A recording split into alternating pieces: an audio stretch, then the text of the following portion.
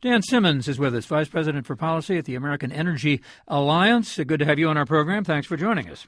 Well, thanks for having me. What's wrong with this? Well, what's wrong with this is that this regulation is all cost and no benefit. The point of this regulation is that it is the regulation of carbon dioxide emissions from power plants. I mean, the point then, because carbon dioxide is not dirty. Carbon dioxide itself does not cause health problems such as asthma, anything like that. Carbon dioxide is a greenhouse gas. Mm-hmm. Yes, carbon dioxide is a greenhouse gas. I mean, that's why it matters. It matters because of global warming. So if this regulation is if the point of this regulation is because of global warming, then I think it should have some type of climate impact because the costs are very substantial. And the climate impact, according to EPA's climate model, is about 1/100th of a degree Celsius by 2100. So 1/100th of a degree. Now that amount is not meaningful in any way. Like, you're not going to have any impact in the real world because something is 1/100th of a degree. And just to slow you down for one moment, the reason we're talking about degrees is that there is concern about a degree, according to the Celsius thermometer, in terms of global warming. Is that not right? Aren't they? And we're going to try to prevent a 2% increase. Well, a 2 degree increase. Or 2 degrees. I mean, a 2 degree. So 1/100th of 2 degrees is at least something. Yes, it's something, but in the real world of climate, it's practically nothing. So what's the economic cost? You said that's great. The economic cost is extremely large. I mean, we're talking about hundreds of billions of dollars, according to a study from the National Economic Research Consultants. What that means is that consumers and businesses will pay about $41 billion a year, which is about 5 times the cost of all previous Clean Air Act regulations. So we're talking about real money. And what that means is, because what this rule will almost certainly do is lead to the shutdown of a lot of coal-fired electricity generation. And the challenge is that our most affordable sources of electricity generation are our existing large hydroelectric plants, our existing nuclear plants, and our existing coal-fired power plants. So when you shut down a lot of these existing coal-fired power plants and you replace them with anything else, even natural gas, you're going to see electricity bills increase. New natural gas is about twice as expensive as our existing coal-fired power plants. So, we are going to unavoidably have higher electricity prices, and the people that are going to pay that are really, our middle and lower income families because, they bear the brunt of higher energy prices. Okay, Dan Simmons again with the American Energy Alliance. Rachel Cletus is lead economist and climate policy analyst at the Union of Concerned Scientists. Thank you for joining us. Thank you very much for having me. Let's start out, first of all, with the climate impact. According to Mr. Simmons, it's only 1/100th of a degree. Once again, the objective is to prevent a climate increase of 2 degrees. Well, to begin with, I just want to say I'm glad that we're acknowledging that there's a reason we're doing all this, and this is because we all understand that climate change is real. It's being caused by emissions from the use of fossil fuels and cutting tropical forests down. So our use of energy and the way we get our energy is a very important driver for climate change. And these impacts are here and now. This year we've had a terrible wildfire season. We've had a number of states in the West and extended droughts. We have tidal flooding happening on the East Coast. Those tides are now running on higher sea levels because sea level is rising due to climate change. So clearly these impacts are real, and we're all in agreement on that. Now, how does the Clean Power Plan help? Well, we know that dealing with global climate change is going to take global action. It's going to require all countries to step up together and solve this problem. And the U.S. is demonstrating leadership. As Gabe says, power plants are a significant source of U.S. carbon dioxide emissions. They are the leading source. And therefore, tackling these emissions is a very significant contribution that the U.S. can make. And it has already had an impact on global cooperation on climate change. We've seen China and India step up, the EU, a number of countries coming forward with very ambitious pledges ahead of this year's climate talks in Paris. Now, of course, there's always more we can do that we have to do to limit our global warming emissions. But I think we've made very significant progress both through the Clean Power Plan and through the action that it's catalyzing in other countries around the world so that we can solve this problem together.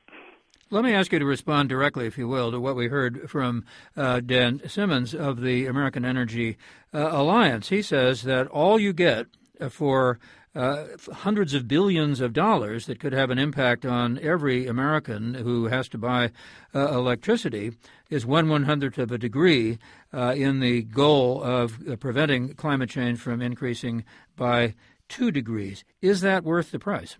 Well, first of all, I want to say that these dollar figures that are being thrown around are completely debunked. Many people have already pointed this out. This NERA study, the IER study that is being quoted, they've used false assumptions. They've used some really hyped up kinds of descriptions of premature death, etc.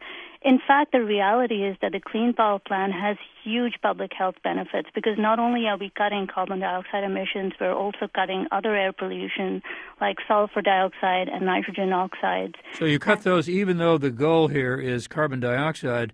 When you cut that, you cut the others as well? You cut the others as well. And in fact, what we're seeing is that the Clean Power Plan has huge public health benefits on the order of $12 to $34 billion in 2030. The benefits of the plan far outweigh the cost.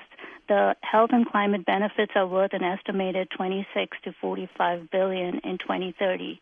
The costs are a mere $5.1 to $8.4 billion in that year. So this is a plan on a cost-benefit dollar basis that more than delivers. It delivers public health benefits. It is delivering real benefits in terms of global action together to solve the problem of climate change. So I think it's a real distortion. The numbers that NERA and others are throwing out, it's very irresponsible. This kind of can't do rhetoric. It just doesn't live up to what Americans are so good at doing. Okay, let me go back to Dan Simmons again with the American Energy Alliance. What do you say to that you do get to these perhaps indirect benefits in public health, and that's worth a lot of money? There can be indirect benefits, things such as sulfur dioxide or nitrogen oxide reductions. However, EPA already regulates those things. Those things are regulated under the National Ambient Air Quality Standards. EPA has the authority to regulate them. The point is that if these pollution emissions are an issue, that's how they should be regulated. What about the impact on the other nations who are necessarily involved in trying to deal with climate change? Isn't there some value to that? I'm not sure I follow your question. I'm referring to what Rachel Cletus said about how if we do this, even though it's only 1/100th of a degree, that it will have an impact on other countries and already has, that they're stepping up because everybody has to do this together. I disagree with that characterization of what say China or India have what they've decided to do. I mean, China's commitment is to increase their carbon dioxide emissions through 2030, and then maybe in 2030, when their carbon dioxide will be at least double ours, they might reduce carbon dioxide emissions at that time. And what India has promised to do is to reduce the carbon dioxide intensity of their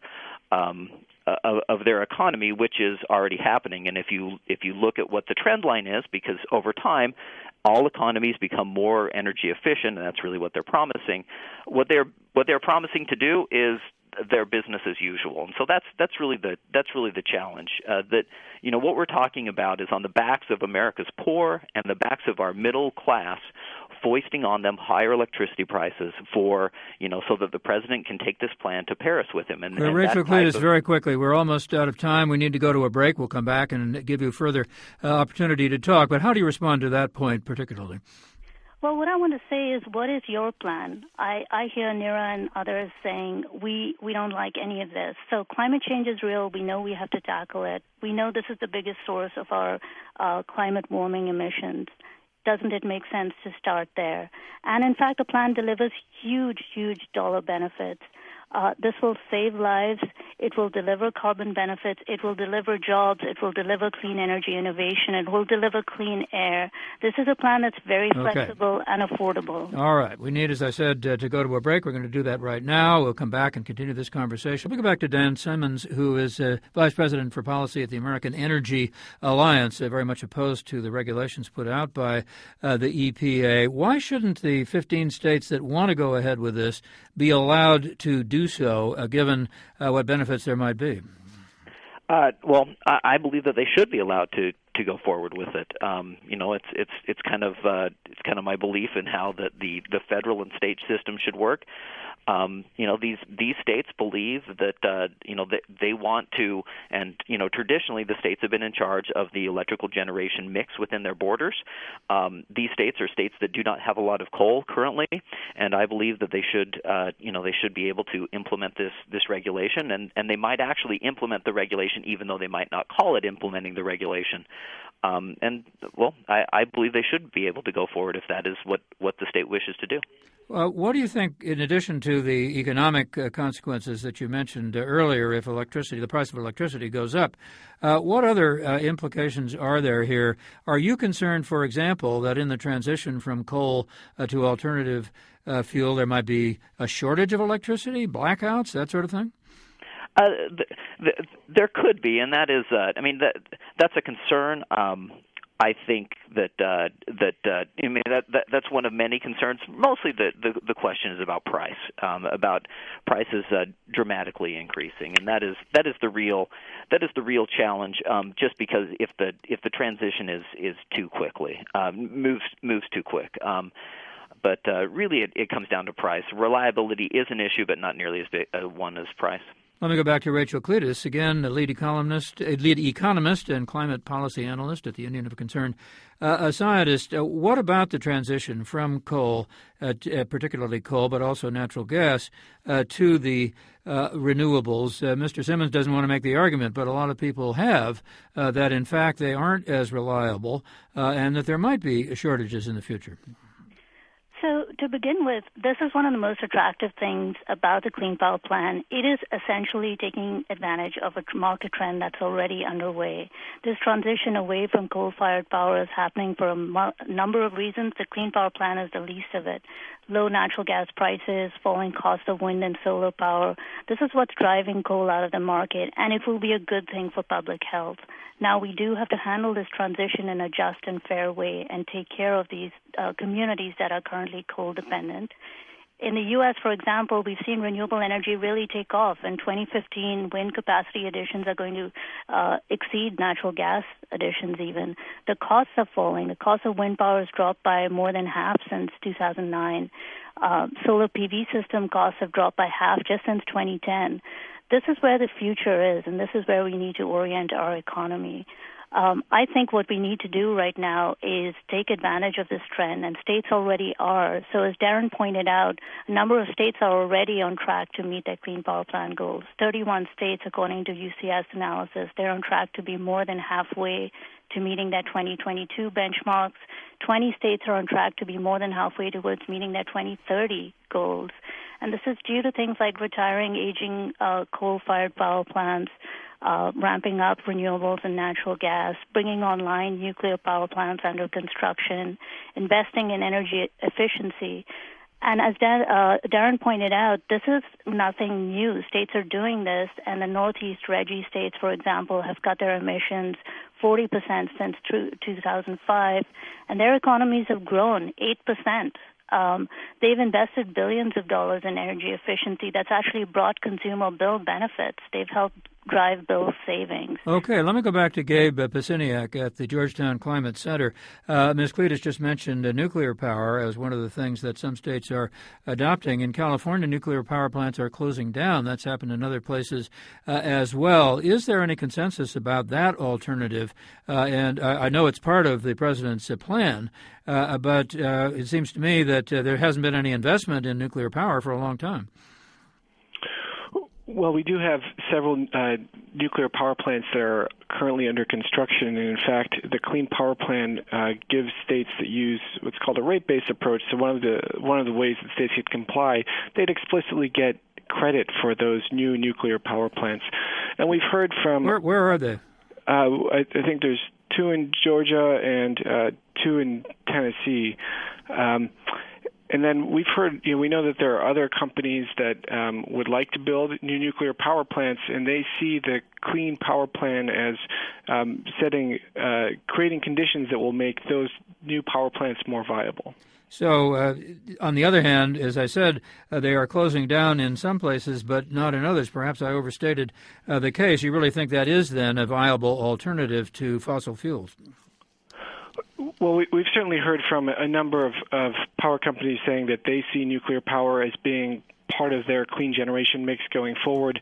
There are some challenges, especially in competitive markets, where the question is, whether this is still a viable, whether there's an economic situation that works for nuclear power plants, even existing ones. And again, at the very least, those folks who operate those nuclear power plants do see the Clean Power Plan as creating more of an equal playing field and recognizing the value of the zero carbon emission power that's generated by nuclear power plants. Rachel Cletus, back to you. You said that there might be some way to take care of states that are coal dependent. That's not part of the plan as currently structured, as I understand it. But what do you mean by that? Well, I think states have a real opportunity here because EPA has provided a number of flexible compliance pathways, and one of them is that states, if they choose, can implement carbon pricing regimes in which they can capture carbon revenues and use them for public benefit. So, for example, it could help with the Transition Assistance Fund for workers in coal-dependent communities. They could also rebate it to consumers on their electricity bills. They could use it in a variety of different ways. They could help low-income folks with their energy bills. There are other opportunities. For example, the administration has put forward something called the Power Plus Plan, which is about investing in worker transition initiatives around the country. The president had requested $55 billion in the budget. It'll be interesting, as you pointed out earlier in your newscast, we're in the midst of those budget conversations right now. It'll be interesting to see what the budget deal that emerges looks like, and if there is an allocation to this type of fund to help worker transition. The key thing is this transition is already underway, regardless of the Clean Power Plan. So we need to step up as a nation and take care of these coal-dependent communities. So, Dan Simmons, what about that? Does that not then mitigate some of the problems that you mentioned before, particularly if the trend already is going in this direction? Well, the trend is going in this direction because of the regulatory environment. As I previously mentioned, our cheapest form of electricity generation is our existing coal-fired power plants. Well, it's actually our existing hydro and our existing nuclear plants, and then our existing coal-fired power plants.